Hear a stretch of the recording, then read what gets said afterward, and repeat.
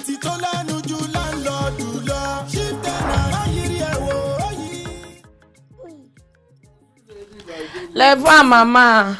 Fún gàjí. Lẹ́fà. Ńlẹ́. Pẹ̀lẹ́. Káàbọ̀. Èmi ni ẹja Ìlànà yìí. tí bá wá ọwọ́ ni. Pàṣẹ ńkọ́. Pàṣẹ kí ni? Èyí ṣòde ló lọ. Òde òdùn. Òde òdùn rárá lọ́tẹ̀ yìí kò ṣẹnu re rárá. Ẹ mọ̀ nǹkan tó ṣẹlẹ̀ ni. Ẹ mọ̀ pé regular ni sugar, regular customer. Mo lè ṣe débẹ̀ ó ti dáná yá mi ó kó gbogbo ẹ̀ á ṣeré gan ó gbé mi débẹ̀ gan. At the end of the day ló bá fún mi ní breaking news. Ẹ mọ̀ nǹkan tó ló ṣẹlẹ̀. Ó ní mọ́tò òun ti bàjẹ́. Ìgbà tí mọ́tò òun bàjẹ́ owó kan wà tóun expect owó orí ó ṣàròjọ́ pé owó tó kù lọ́wọ́ òun kò ju 10,000 lọ́wọ́ pé kí n tiẹ̀ ṣe kọ́kọ́ gbà yẹn dání ná. Wọ́n á ní ìyẹn náà. Ògún ni ó pẹ́. Ṣé torí mo dágbọ́n ká ṣe yìí? Ìyá tó ti pè pọ́tàbù níbi tó sọ mi pé òun ti gbé ojó fún mi pàápàá pé kò gbé mi ẹ̀ ti san owó iṣẹ́ ẹ̀. Ògún ni ó pẹ́ bó ṣe pa fún ìyá ẹ̀. Màmá mi ò láìkẹ́ o mi ò láìkẹ́ má máa sọ bẹ́ẹ̀ yẹn. Ọlọ́run fẹ́ pa ẹ́ dé. Màmá ó ti dẹ̀ wá nú. Inú bí mi gan.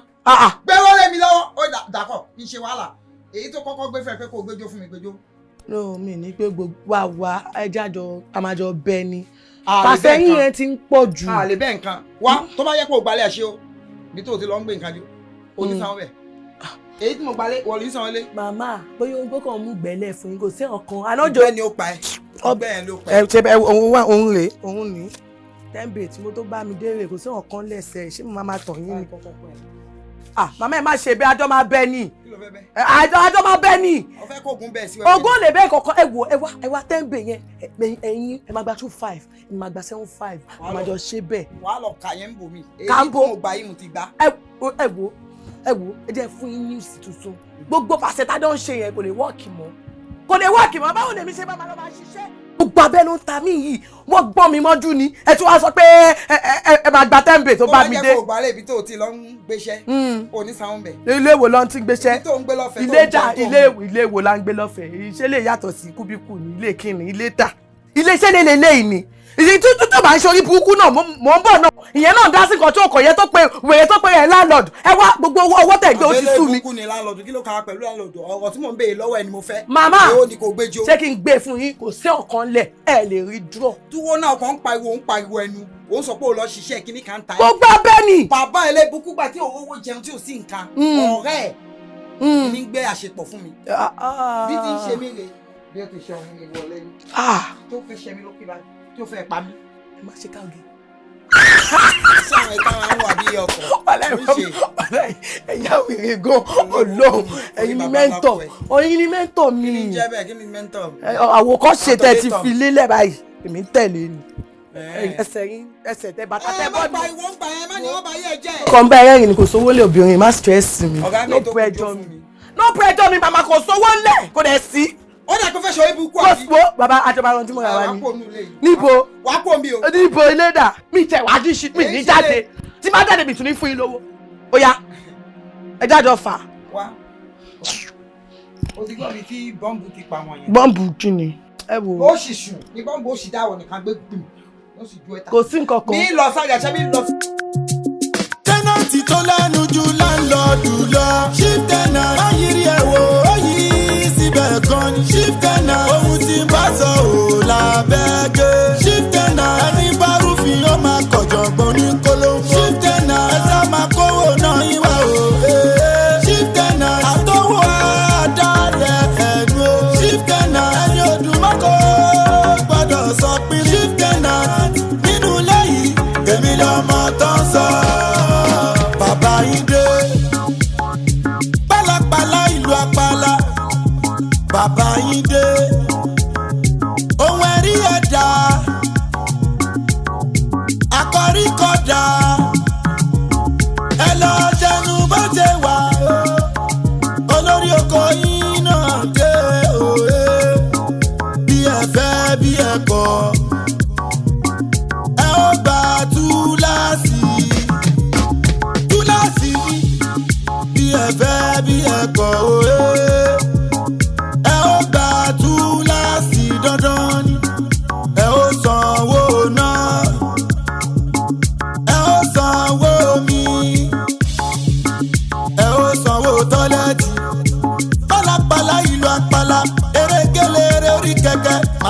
òdodo mo lè sòdodo mọ́. Ẹ já máa kówó yín wá o, òdìlé ológo. Tẹ́nàtì tó lẹ́nu ju láńlọ́ọ̀dù lọ. Chief tenant ayírí ẹ̀ wò ó yí síbẹ̀ gan ni. Chief tenant ohun tí ń bá sọ ò lábẹ́gẹ́. Chief tenant ẹni bá rúfin ó máa kọ̀jọ̀gbọ́n ní kólóńkó. Chief tenant ẹ sá máa kówó náà yín wá o. Chief tenant àtọwọ́ àdálẹ̀ ẹnu o. Chief tenant ẹni ọdún mọ́kò gbọ́dọ̀ sọ pé chief tenant nínú lẹ́yìn èmi lọ́mọ tó ń sọ. Oríṣiríṣi ló ń ṣẹlẹ̀ nílé wọn. Wèrè ń gbélé wọn ó sanwó ọdún mẹ́ta. Hello. This is Michael from Icons Bank. Mo ń gbọ́. We noticed some fraudulent activity in your account and we are here to rectify it for you. Fraud, okay. I'm not a fraudster. That's what we noticed, and we're going to be generating a code for you now. You're going to send it back to us immediately. Tell my account manager to call me, please. Yes, that is why we are here. That's why I'm calling you to rectify the account. Yeah, send it. Okay, stay with me. Are you there with me? Yeah, send the code. Okay, I've received the code. Can you just call it out? Can pay for you for what? To rectify your account. Ẹ dúró ẹ ní sùúrù. Ṣé mo story Ògúnlákáyọ̀ Òṣìmọ́lẹ̀? What do you mean, sir? Àti Ṣàngó, gbogbo ẹ̀ ló máa pa yín. Olórí burúkú ẹ fẹ́ gbá mi. Ẹ má ṣòfò ní. Kò ní dá fẹ́yìn náà, ẹ ní ṣoríire. Ṣé ti bá jọmọ iṣẹ́ máa ṣépè fún mi bẹ́ẹ̀ yẹn? Ọmọ yan ya wèrè gan o. Ìlú ti le ju káwọn ọ̀gá máa fọ́ fún sáàmù tán. Ilé ń ṣépè fún mi ní ṣá. Ìyá jáwọn èèyàn gan lù tí yàrá bá jẹun àwọn ọgbọ́n ni wà lórí iṣẹ́ jẹ́ ká level up jẹ́ ká pa àwọn àìtí yẹn náà ọgbẹ́lẹ̀ yìí àwọn tó yẹ mọ ìmọ̀ọ́mọ̀ iná wà kó wá pa àwọn pípọ̀. So mọ̀ ṣé ó confirm àbí? Òun ló ń pè fún àwọn Pablo náà mo ti confirm. Ẹ̀wẹ̀ má wọrí o, iṣẹ́ mi ti ń ṣe ti pé àwọn bọ̀dá Pablo mi mò ń bá wọn pè ẹ má stress mo good. Tó bá tiẹ̀ good fáfàní ẹ̀ náà nítorí tó bá ń bá ìwà gbọ́ pé ẹni tó ń bá wa ṣẹ́ tẹ́lẹ̀ ó ti wà ń Dubai sí ṣó yẹ so bí bàyà máa ń gbọ́ pé gan if you're good wàá jẹ dáadáa so má worry. Inú bíbá iná lẹ ti ń gbọ́ pé. Ìbí bàyà lọ́dọ̀ wà. Ọ̀gbẹ́ni Bàbá tó wípé àgbéwà ilé wà lẹ́kì o bọ̀ àforíwá pamọ́ sí i. Àlùbáríkà wà mí bàyà láṣẹ wà mí bàyà ṣó yẹ now mo tó máa ṣe ń sìn máa ní mo fẹ́ mọ tó ṣe máa ń bá wọn sọ̀rọ̀ kí tó pé ṣó gẹ̀ tó yà fòfin kó kí n gbóhùn ẹ̀. Hello, good morning. Good morning ìjà ìwà àwọn alábàámu fẹ́ bá sọ̀rọ̀. Hello, good morning. Ọ̀gá English là ń sọ mí báyìí náà. Ló ń ṣe gẹ́yìn náà ó dẹ̀ ní ó mọṣẹ́. Ẹni sùúrù ẹ̀jẹ̀ ìṣẹ̀lẹ̀ fún yín. Hello, good morning. Wàá sọ pé hello, good morning. Hello, good morning. Lílé ń ṣe yìí. Yín náà sọ yóò kọ́ for Pablo ọ̀gá kan mọ́ for yẹ ọjọ́. Kí ló dé? Kí ló ṣe ẹ́? Ṣùgbọ́n àwọn tó máa ń fún ní $25 iTunes card yẹn mo kàn ń gbàbẹ̀ kọjá ni o mo ṣe mú mi mọ́lẹ̀ nìyẹn wà á gbá mi lọ́sùn gbá mi lọ́sì mo ní kí ló ṣẹlẹ̀ wọ́n ṣe lọ iTunes táwọn fún mi yẹn pé mi mo lù. ọjọ́ ọ̀dọ́ tó fẹ́ jáwọ́ ní gbogbo à ń gba iTunes $25 $15 $5 wèé tó ń gbà lórí $25 lọ yẹ ṣe báyìí. kì í ṣe mi dẹ̀ mo wá lu ó dà pọ́n ti vendor fún tẹ́lẹ̀ yẹn ló lù ó kọ̀ lọ kó yáàjẹ mi ni. ẹ wo tó bá jẹ́ lórí nínú èmi ò bá yín pé client wọn. Farabalẹ̀ jàre tí ìlànà rẹ̀ kó a ṣe ń bí ni. ọ̀gbẹ́ni kò ṣì dà kó fa burúkú balẹ̀ mo ti sọ fún yín pé ẹ jẹ́ ká face local tá à ń ṣe ẹ jẹ́ ká fi international lẹ̀ kọ́ balẹ̀ mọ́ pa gan-an létí wọn wìrì dù ká fi ṣógẹ́ ká fi chop up. ọ̀sùn iná ni ká lè rí nǹkan jẹ ká ṣe tán ká ṣe tẹ́lẹ̀. ó dẹ̀ ti rí àjẹ báyìí sí nǹkan orí nǹkan jẹ. ó láyé ìjọba massage rẹ̀ jàre ṣe kéré tó kàn tá sí. ẹ jẹ́ ilé tẹ́sítì mi wò last time iṣẹ́ mi ni mo gbà ti. bá mi mọ̀ pé ní dá mi lóhùn bọ̀ èyí tí mò ń béèrè lọ́wọ́ yìí lẹ máa dáhùn ṣé ẹ̀ ń tọrọ owó àbẹ́ ẹ̀ tọrọ owó ẹ̀ dá mi lóhùn èmi mọ̀ pé ẹ̀ ní sọ̀rọ̀ ẹ̀ ní dá mi lóhùn ìwà burúkú tẹ wù tí mo fi kúrò nílé yìí nìyẹn ẹ máa dójú tì èmi àtàwọn àbúrò mi kiri àdúgbò àbúrò mi tó wà lé ọkọ tó lọ bọ́ sọ́wọ́ tó yẹ kó bọ́ sí torí ìwà òṣì tẹ̀ ń wù yìí náà ni àwọn ọmọge tán lọ́hùn tiẹ̀ fún yín gan ṣé ẹ̀ ṣe bàbá má jẹ́ ìṣọ́nà látara yín èyí ilẹ̀ máa ta kiri bẹ́ẹ̀ mọ́ mi ta yín bẹ́ẹ̀ jẹun ẹ ta yín kò sí nǹkan tẹ́ ẹ máa ta yín kí àbí bàbá ẹ má jẹ́ sọ̀rọ̀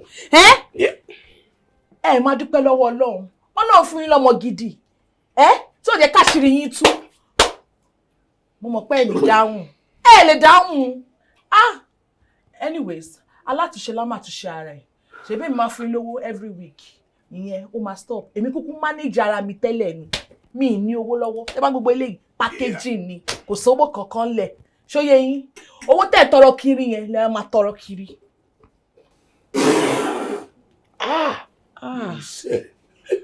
Ọlọ́run wọn ló máa jẹ́ kí yan ṣì bàbá ní.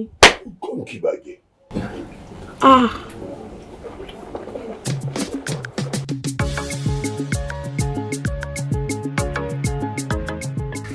Babe, mo nípa ọ̀fun tó wọ́wọ́ dáàdì ni mo yẹ ní kárí wa. Ẹnu tí kún dáàdì jù ládùúgbò. Tí bá rí ìsọ̀tún dáàdì ni, tí bá rí ìsọ̀sí dáàdì ni, kí ló ṣẹlẹ̀ ó ti ń pọ̀ jù. Wo èmi náà ti rò ọ̀rọ̀ yẹn ó tún sú èmi gan fúnra lára mi. Ọ̀rọ̀ dáàdì ti sú mi. Ó sú mi. Ojú ti bàbá ọ̀rẹ́ mi, ojú ò tì mí, èmi gbogbo ni mi ò ní ojú tì. Gbogbo nǹkan tó ṣẹlẹ̀ yìí kò dùn mọ́ mi nínú, ó dẹ̀ ń tì mí lójú gidigidi gan. Tá bá rí obìnrin kékeré kan ta lè fún dádì. Bóyá tó bá wà pẹ̀lú dádì, bóyá ara wọn máa balẹ̀ díẹ̀. You understand? Nǹkan tó sọ náà kò bad, it's a good idea. Àmọ́ bó bá ti máa ṣe náà ni. Because ọ̀rọ̀ dádì ò yé mi rárá, kò yé mi. Nǹkan tó sọ yẹn náà ó mọ́pọlọ wá. Èmi náà tí bá ti délé màá bá dádì sọ. Kọ́lá gbọ́ mi, ìyẹn ló máa wá òkè o. Ọlọ́gbọ́n ti jú yìí ó ti pọ̀ jù. Ó ti pọ̀ jù. Ó ti pọ̀ jù ládùúgbò. Ọlọ́jọ́ ọgbọ́n ni. Ó ṣé ọ̀rẹ́ mi o. Ojú mi ti wá. Dádì. Bá mi. Ṣé wà òkè. Ẹ wo, Aunty Sidi ni mo wá fún yín. Ṣé rántí ẹ tí mo bá yín sọ ní ìjẹta yẹn? Àwọn ọmọ lélẹ̀.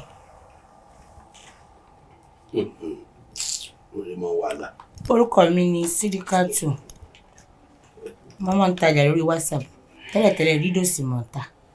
Àmọ́ ní ìsìn, mo ti ń ṣe mọ̀ ń ta aṣọ, mọ̀ ń ta bàtà. Àmọ́ tí wọ́n máa ń jí fọ́tò ní fọ́tò tí wọ́n máa ń post ẹ̀. Tí wọ́n bá ti wá order, tá mọ̀ bá wọn sọ̀rọ̀. Ṣé tí mo ṣe? Ṣé ojú èèyàn lè rí láyé? Ojú Musa gan ti gbó ọmọ géètì. Kò sí ní tí òkè rẹ̀. Kò ṣe àánú fún mi. Daddy. Ẹ wò, ẹ mọ̀ nǹkan. Ọ̀nà tẹ́ máa gbà wọlé nìyẹn, ẹ̀yin wọlé, ẹgbẹ́rún yín síbẹ̀. Ẹjọ́ kọ́kọ́ mi sọ introduce ara rẹ̀ sí. Ẹ̀yin má wọlé gbogbo yẹn á máa ṣe yẹn. Ẹ kọ́kọ́ bá wọn sọ̀rọ̀ náà. Ẹ dẹ̀ bá wọn ní gbólóhùn.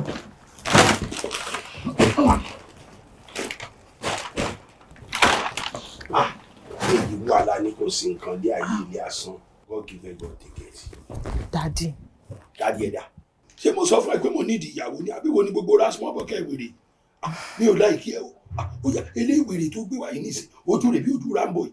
Ojú tí ẹ gangan dà. Àǹtí tí máa rẹwà.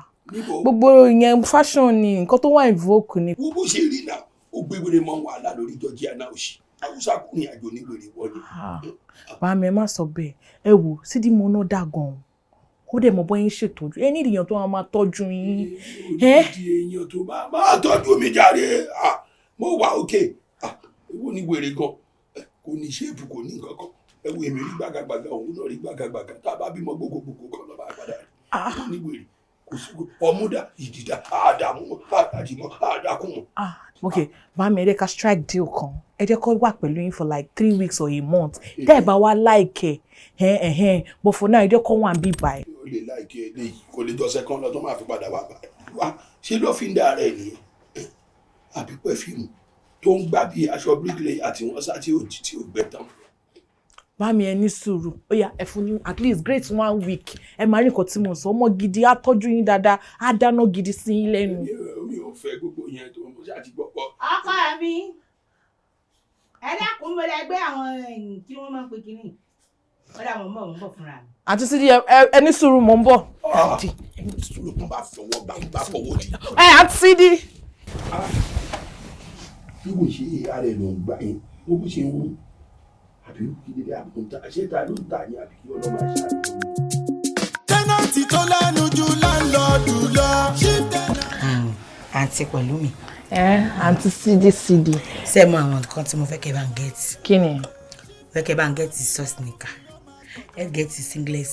Ẹ sì get àwọn tí wọ́n fún yẹn yìí àti gasus tí wọ́n máa ń fún tí ó yọ shape mi jáde. Àwọn nǹkan tí mo need. Oh, you mean bomb shorts and singlet, not singlet. Yes, spaghetti. You want pay, not singlet. My bad. No problem. Just let me wípé ẹ bá ra kí n tó mo fi ń pad síbí nǹkan tí mo need nù. Oh, pad. Kò sí wàhálà gbọ́n yẹn ò ṣe problem. Mo kàn fẹ́ kó bàbá mi kọ́ ta jọ sọ. Kò sí nǹkan tí bàbá mi bá ṣe anything make sure pé ó pè mí. Sùúrù ló máa ní pẹ̀lú wọn. Bàbá mi lágídí gan. Kò tó bá bá wọn ní sùúrù. Ọlọ́run ẹ máa wà okay. Àyìn tó ṣẹlẹ̀ ni pé èmi náà tẹ́lẹ̀ ọmọ jẹ́jẹ́ ni mí. Ibi tí wọ́n bá bomi sẹ́nu mi báyìí ibẹ̀ náà ni wọ́n bá. Bá tí mo ti dé àyìn gbogbo tí wọ́n ṣe náà ni mò ń ṣe. Wọ́n bá ní báwọn tún jẹ mo máa ń sún jẹ mo máa ń sin tó bá wù wọ́n fún wọn. Mo sì promise yín pé ẹ ní gbọ́bi lórí mi. Ẹ ní bá wọn jà. Ẹ lè ṣètú ìjà wa mọ̀ wọ̀bí. Kò sí problem. Èmi wàláì mo fọwọ́ sọ̀yà fún yín. Mo mọ̀ pé ẹ máa ṣe dáadáa sí bàbá mi. Àmọ́ ọjọ́ tó mọ̀ lọ ní ìsìn mo rò bí ẹ bá wa ti ní díẹ̀ sí pátẹ́tẹ̀ tí dúró tì wá fún bí ọjọ́ méjì náà mo tún kí la wá rí. Mo ní láti lọ bíṣẹ́ lọ́la ni èmi gan wù mí kí n dúró kájọ máa fara núra but mo ní láti lọ bíṣẹ́ lọ́la but mo máa wá weekend ló yẹ kí n wá máa wá. ẹ mọ̀ bínú iṣẹ́ tẹ̀ ń sìn alẹ́ lẹ́mọ̀ ni wọ́n dé láàrú sẹ́wọ̀n. Ìwọ fìyẹn lẹ̀ èmi iṣẹ́ ni iṣẹ́ ń jẹ́ fi gbogbo yẹn lẹ̀ bàbá mi ni kò mójútó. Kò sí wàhálà ó ṣe Sidi ìyàwó mi.